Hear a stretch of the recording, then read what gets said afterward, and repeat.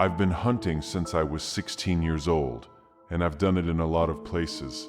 Montana, Wyoming, twice in Canada, once in the Scottish Highlands with a guy who barely spoke English. But the one trip I still can't fully make sense of happened in New Zealand, in a stretch of beech forest near the Haast Pass on the South Island, on a day that started completely normal and ended with me sitting on wet ground at 4 in the morning, not knowing which direction was out. My name is Henry Marsh. I'm 43 and I live in Portland, Oregon. The trip was something I'd been planning for about 2 years. New Zealand is serious hunting country. Red deer, fallow deer, tar up in the high country terrain unlike anything in North America. And I'd read enough about it that I finally just committed and booked a guided hunt through a small outfitter out of Queenstown. The guide's name was Craig, a compact, quiet guy in his mid-40s who'd been running foreign hunters through the South Island backcountry for over a decade. He wasn't the type to fill silence with conversation.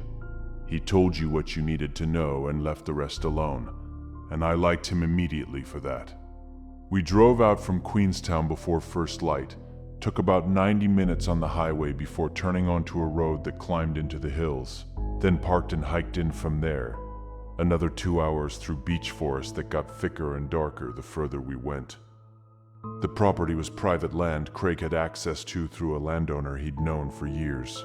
No official track, no other hunters, just the two of us moving through old wet bush with packs on. The kind of forest where the canopy is tight enough that even at midday the light comes through gray and diffused. It was cold that morning, frost still on the grass in the clearings, and the mud between the tree roots had a smell to it I noticed right away, like old stone that had been wet for a long time. Craig had a ridge in mind, a long open face that looked down into a gully about 300 meters below, a place he'd seen good stags come through in past seasons. We got into position well before shooting light and set up quietly, me on the rifle, Craig beside me with his binoculars. The rifle was a Tikka T3 and 300 Winchester Magnum, a setup I'd used for years. We lay there in the cold and watched the gully lighten slowly as the sun came up behind the range to the east. The first hour was calm. A few birds, a pair of paradise ducks cutting across the valley below. That was all. Craig wasn't concerned. He said the bigger stags moved later once the thermals shifted, and we had all day. It was around 7:30 when I picked it up through the scope. It was standing at the edge of the tree line on the far side of the gully, maybe 260 meters out, partially hidden by brush, and I almost passed over it because the shape wasn't immediately reading as a stag. But I slowed down on it, and the more I looked, the more I understood what I was seeing. It was a red deer stag, large, darker than the ones I'd seen pictures of, but what stopped me entirely was the antlers. There was only one. A full rack on the left side, mature growth, good time count, and the right side of its head was completely bare, like that side had simply never developed. I've seen bucks and stags drop antlers before, broken in a fight or shed early, but this didn't look like a loss. It looked like an absence, like the right side of its skull didn't grow anything. I tapped Craig's arm and pointed. He glassed it for a long moment, and when he lowered the binoculars, he didn't say much, just that it was a strange animal, that he'd never seen one like that on this property, that it was still legal if I wanted to shoot it. I asked him if something looked wrong with it to him, and he said it just looked odd, which, coming from Craig, who chose his words carefully, registered as more than a passing observation. I went back to the scope. The stag was still in the same spot, just standing there facing slightly uphill, its weight distributed too evenly across all 4 legs, too still for something alive. I watched it for probably 2 full minutes, which is a long time to hold a scope on an animal you're about to shoot, and the longer I looked at it, the less comfortable I felt about the whole thing. I took the shot. The rifle cracked, and I stayed on the scope, watching for the hit reaction, watching for the animal to drop or break for the tree line. Through the scope I saw the shoulder dip, a solid flinch, a good hit, and then the stag moved into the trees. I held the scope on the spot for another few seconds, then lowered the rifle and looked with bare eyes at the tree line where it had gone in. There was nothing there. It was gone with no trace left. I looked at Craig. He was already on his feet glassing the same spot, and he said he'd seen the hit too, that it looked like a clean shot, and that we needed to wait before going down.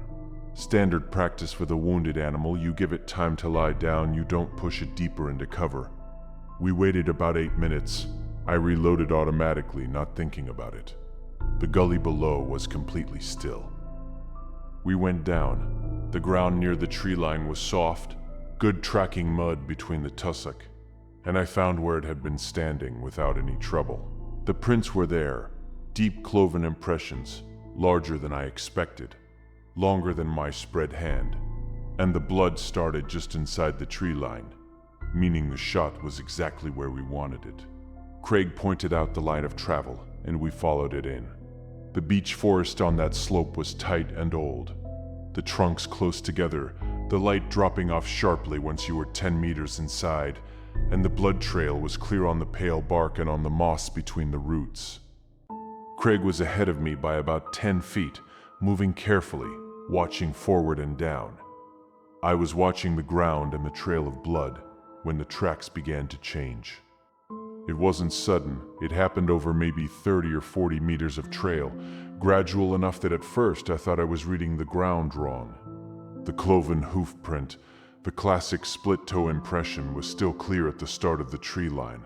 But as we went deeper, the shape started shifting, the two toes narrowing and drawing together, the overall print elongating, the rear of each impression deepening in a way that matched a heel striking ground rather than a hoof point.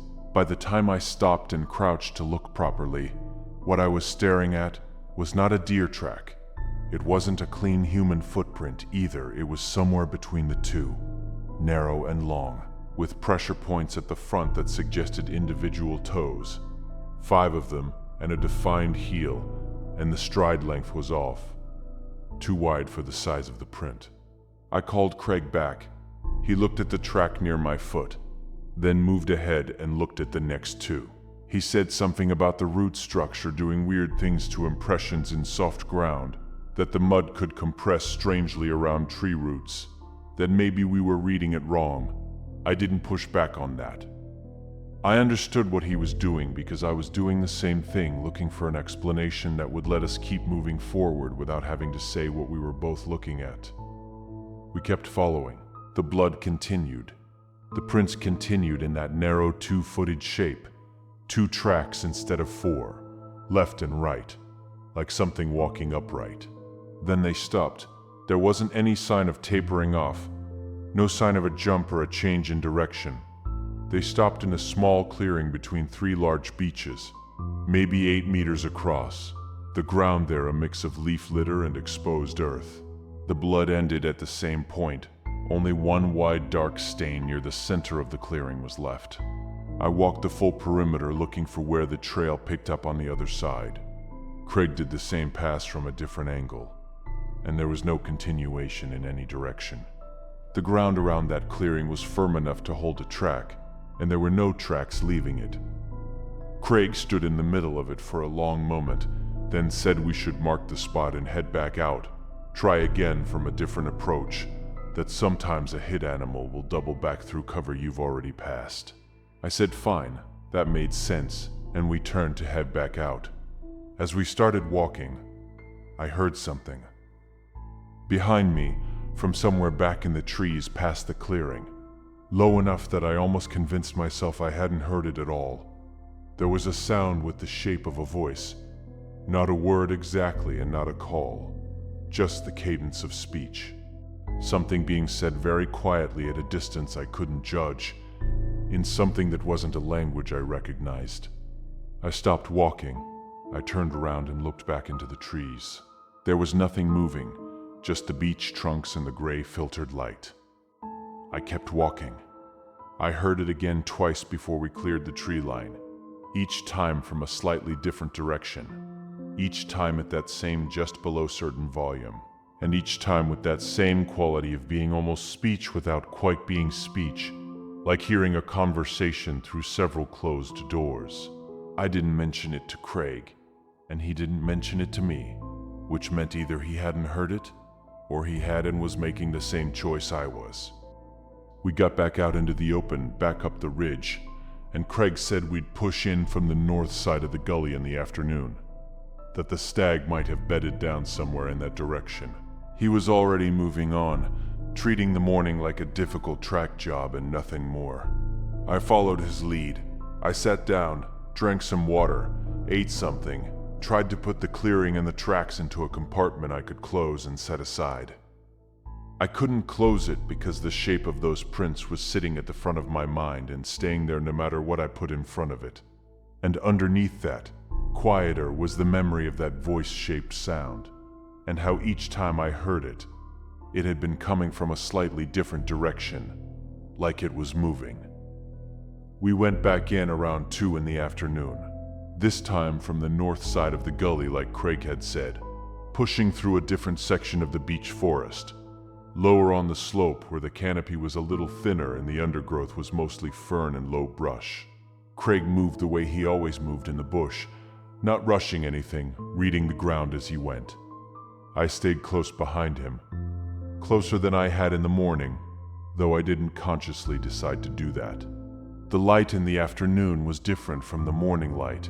The sun had moved around to the west and was hitting the forest at a lower angle, and the shadows between the trunks were longer and darker, the gaps between trees going from gray to almost black the further in you looked. It was still cold, hadn't warmed up the way I expected it to, and the moss on the north-facing trunks was wet enough that when you brushed against it, your sleeve came away dark. We found nothing in the first hour. There was no sign of the stag in that section of the bush at all, which Craig said was fine. That the animal could have bedded down anywhere in a wide radius. That we'd work the terrain systematically and see what we turned up. He was calm about it. The thing about the tracks in the morning was that it hadn't left me. I'd been trying all afternoon to construct a reasonable explanation for what I'd seen. Bad ground, compressed mud around root systems. The way soft earth can distort an impression if the substrate underneath it is uneven. All of it technically possible, all of it feeling like a coat that didn't quite fit. The shape of those prints was too specific, too consistent over too many meters of trail to be a distortion artifact. And at some level I knew that. About 40 minutes into the afternoon push, Craig stopped and told me to wait where I was for a minute while he checked a side gully that dropped away to the left. Said he wanted to see if the drainage there was soft enough to hold a track. I told him okay and leaned against a beech trunk and watched him work his way down the slope and out of my line of sight behind a stand of taller brush. After about 3 minutes, I heard something move in the trees to my right, not Craig's direction, the opposite side, maybe 20 or 30 meters away. A single sound. I looked in that direction for a long time, watching for a shape between the trunks, watching for a color change in the undergrowth. Anything that would tell me what had made that sound, but the forest was completely still. Craig came back up after about 5 minutes, said the drainage was too rocky to be useful, that we'd push further east, so I followed him. For the next hour we covered ground, checked likely bedding areas, crossed a small stream that ran cold and clear over dark stones, and I started to feel the tension from the morning loosening slightly. All that physical activity started to override the tension sitting in the back of my head. It was maybe 4:30, an hour and a half until dark, and Craig said we should probably head back toward camp. Get set up before the light went. Try again in the morning with fresh eyes. I told him I wanted to check one more section. The area just east of where we'd been, there was a flat bench of ground up the slope that looked like good bedding habitat from what I could see. Craig looked at his watch, looked at the sky, and said he'd head back to camp and get water on and I could do a quick sweep of the bench and catch up. That it was straightforward terrain, just stay on the level contour and I'd hit the open face of the ridge inside 20 minutes. So, I went up to the bench alone. It was a good piece of ground, flat and sheltered, the kind of spot a deer would use, and I moved through it slowly, watching the far edge where it dropped back into the trees. I found a few old beds, oval depressions in the fern where deer had lain, but nothing fresh, nothing that told me the stag had used this area recently. I did a single pass across the width of the bench, maybe 200 meters, and then turned to head back the way I'd come, except I wasn't sure which way I'd come. The bench looked different from the return angle. The trees along the uphill edge were closer together than I remembered, and the downhill drop I was expecting on my left wasn't there, just more flat ground continuing into the trees. I didn't panic because I've navigated backcountry without a trail plenty of times. You check your compass, you pick a bearing, you move with intention. So I pulled out my compass, took a bearing toward where the ridge should have been, and started walking.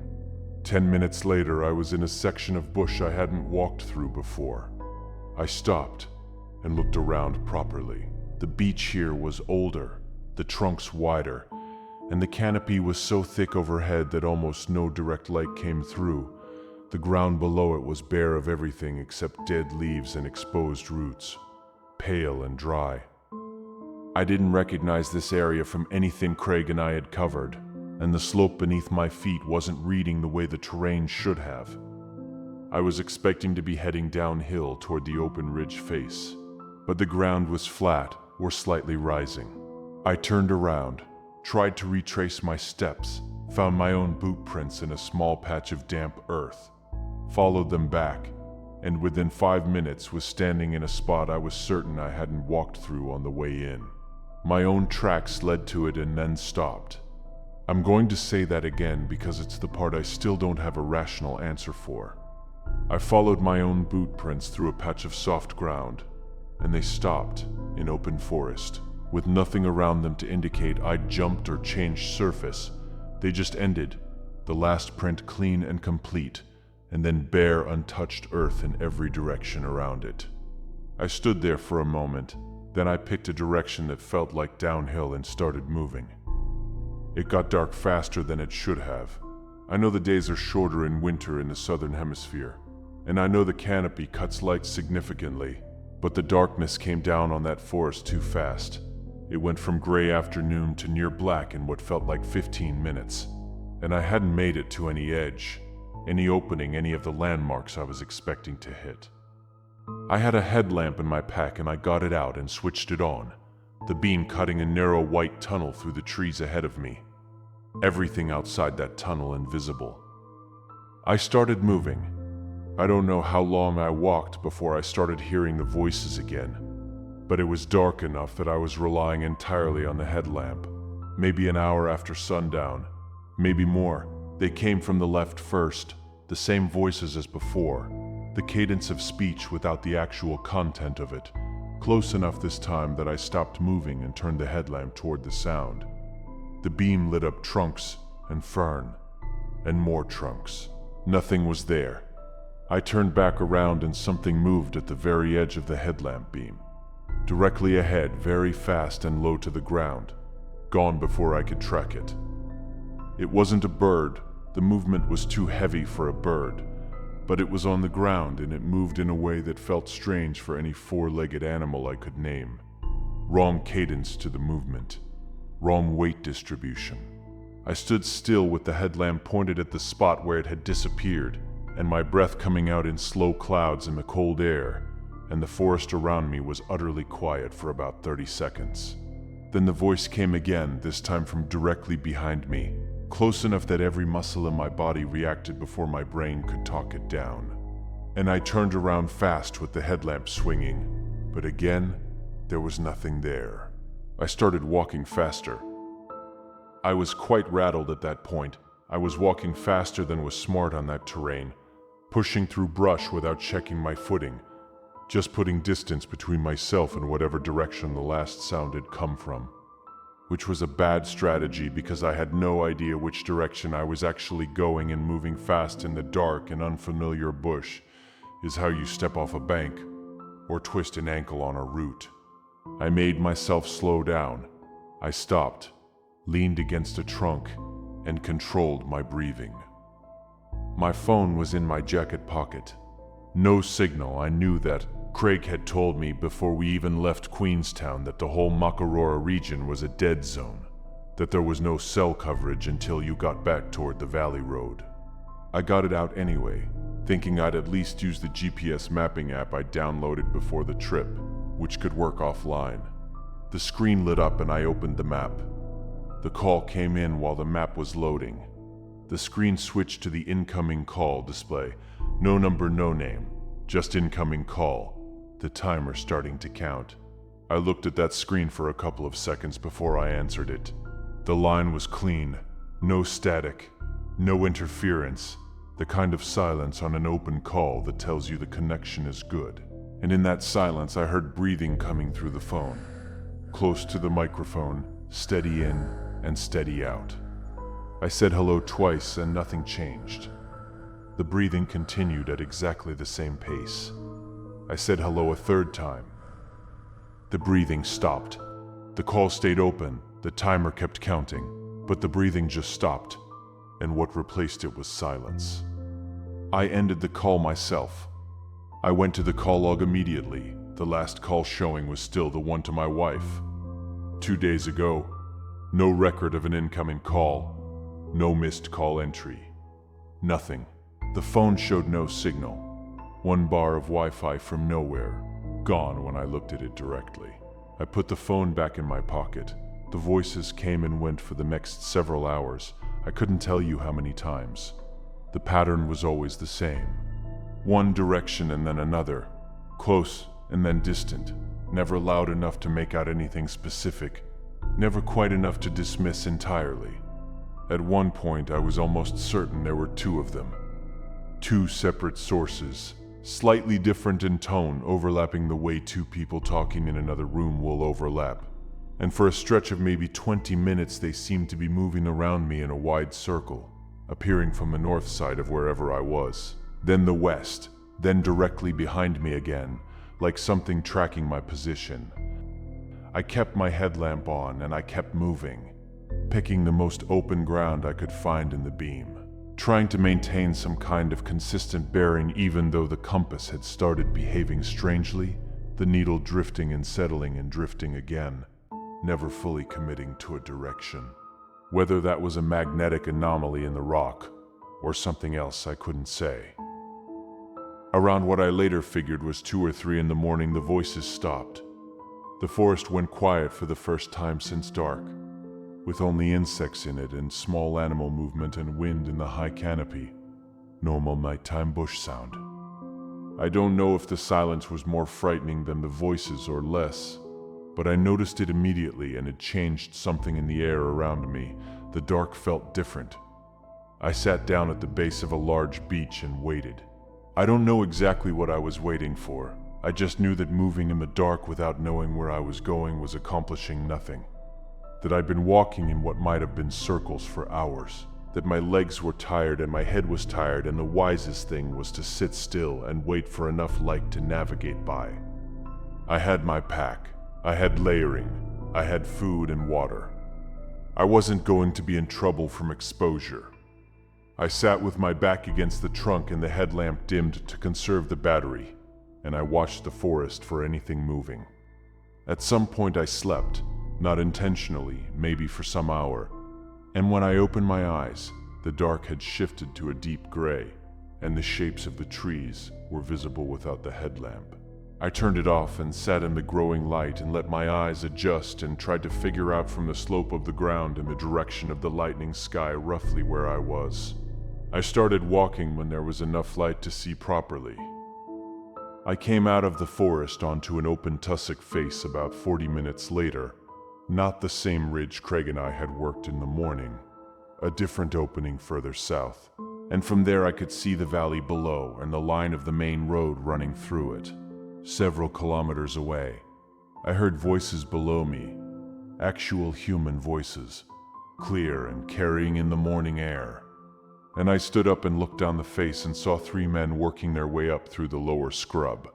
Hunters, orange vests, rifles slung, moving in the way of a group that had started early and was comfortable on the terrain. I made my way down toward them. When I reached them, They looked at me with the specific expression of people who are not entirely surprised to find a lost hunter coming out of the bush at first light, a particular mix of amusement and assessment. One of them asked if I was all right, if I'd been out all night, and I said yes, that I'd gotten turned around in the dark after separating from my guide, that I was embarrassed about it. They were friendly, 3 New Zealanders from Christchurch on a week-long trip. They had a vehicle parked back on the Valley Road and said they'd take me back toward Queenstown, or at least to where I could get a signal and call Craig. I didn't tell them about the stag with the single antler, or the tracks that changed shape, or the clearing where everything stopped without explanation. I told them I'd gotten lost in the dark, and that was true enough. It was the part of the night I could put words to without the words sounding like something wrong had happened to me. We walked down to the road. One of them handed me a coffee from a thermos, and I drank it without tasting it, looking back up at the beech forest on the slope above the valley, the tree line sitting dark and solid against the pale morning sky. Craig was already at the road when we got there. He'd been looking for me since first light. He had the truck running and the heater on. When he saw me come around the bend with the 3 hunters behind me, his face did something complicated, relief and something else underneath it, something he pressed back down quickly. He shook hands with the other men, thanked them, and they drove off. He asked me if I was all right. He asked if anything had happened, and I looked at him for a moment, looked at the way he was holding himself, the controlled stillness of a man asking a question he isn't sure he wants answered. I told him I got lost in the dark, and that was all. He nodded, and we got in the truck, and he pulled out onto the road heading south, and neither of us said anything for a long time. After about 20 minutes, Craig said that the property we'd been hunting had a history of people coming out of the bush with things they couldn't account for, that the landowner had told him about it years ago when he first got access to the land, that he'd always chalked it up to the remoteness and the particular disorientation that old bush can cause in people who aren't used to it. I asked him what kind of things. He kept his eyes on the road. He said mostly people getting lost in places they shouldn't have gotten lost, experienced people, people who knew how to navigate, coming out miles from where they went in, and not being able to explain the gap. He said one man, a local, had come out of that same stretch of forest with no memory of a 12-hour period, that he'd gone in at 10 in the morning and come out at 10 at night with his watch still showing the time he'd entered. He said it matter-of-factly, the way he said everything, like he was reading a report. I didn't tell him about the stag. I didn't tell him about the tracks. I sat in the passenger seat and watched the South Island Highway unspool ahead of us, and thought about those prints in the mud, the shape of them, the way they had so gradually stopped being hooves and started being something else. I still don't know what I shot that morning. I hit something. Craig saw the hit too. The blood was real, the trail was real. The thing moved into that forest. It bled across 40 meters of beach floor, and then it stood upright and disappeared without nothing left behind to prove it had ever been there. I haven't been back to New Zealand, but every now and then I still get voicemail notifications from a number that doesn't exist.